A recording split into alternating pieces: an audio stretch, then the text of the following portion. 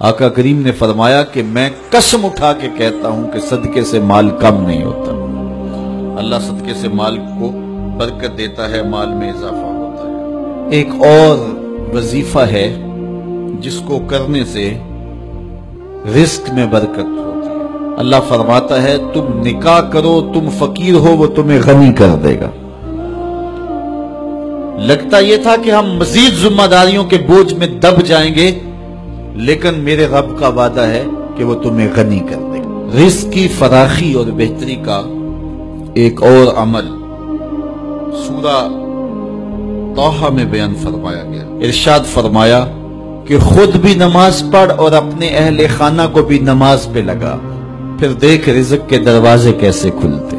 رسول کریم صلی اللہ علیہ وسلم نے ارشاد فرمایا جو یہ چاہتا ہے کہ اس کے رزق میں برکت ہو اور اس کی عمر میں برکت ہو، وہ رشتہ داروں کے ساتھ سلوک اچھا کرے. رزق کی برکت کے حصول کا ایک اور ذریعہ وہ یہ ہے، ارشاد فرمایا تمہیں جو رزق دیا جاتا ہے اور مشکلات میں تمہاری جو مدد کی جاتی ہے وہ تمہارے کمزور لوگوں کی وجہ سے کی جاتی ہے. معاشرے کے جو کمزور لوگ ہوتے ہیں، اپاہج لوگ ہوتے ہیں یا بوڑھے لوگ ہوتے ہیں، تو ان کو کبھی نظر انداز نہ کیا کرو. ایک اور طریقہ دیا گیا اور وہ یہ کہ اگر تم چاہو کہ تمہارے رزق میں برکت ہو تو علم دین حاصل کرنے والے طلباء پر خرچ کرو. اپنے ذمے لے لو کہ ہم کسی طالب علم کی کفالت اپنے ذمے لیتے ہیں.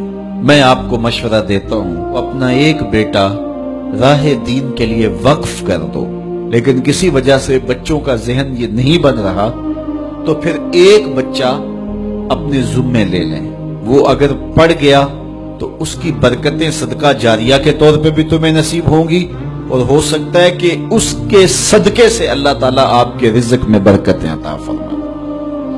تو جو طلباء پہ خرچ کرتا ہے اللہ اس کی بہت مدد کرتا ہے. ایک روایت میں آتا ہے جس نے کسی دین کے خادم طالب علم کی مدد کی ٹوٹے ہوئے قلم کے ساتھ یا کاغذ کے ایک ٹکڑے کے ہی ساتھ، وہ ایسا ہے جس طرح اللہ کے گھر کعبے کی 70 بار تعبیر کی ہے. اللہ کی بارگاہ میں دعا گو ہوں کہ اللہ ہم سب کو رزق حلال، رزق وسیع، رزق سہل، رزق فراواں اور رزق مبارک عطا فرمائے.